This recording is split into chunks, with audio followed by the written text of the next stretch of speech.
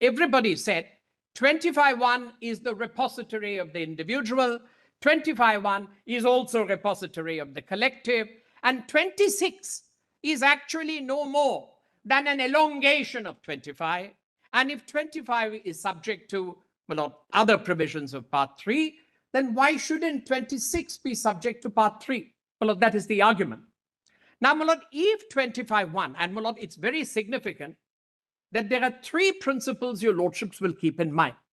One is an interpretation by which the fullness of the right is upheld is an interpretation which you would prefer to an interpretation which attenuates or diminishes the content of the right.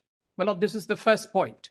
The second is, my lord, if the words of the Constitution are clear, then, my lord, there is no scope for applying the theory of implied limitations when the intention to express limitations is manifest in the text of the article.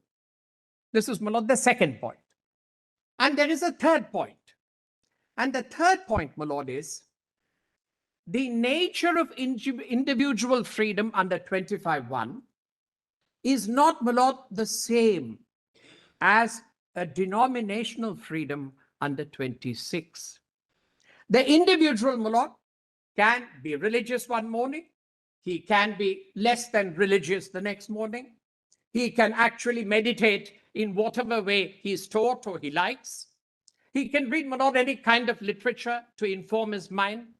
And, my lord, we are very blessed to have varied quantity of literature written by so many scholars and, my lord, people who are experienced in the field.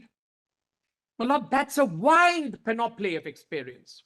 But once you are a denomination, you subscribe to a fundamental position of faith.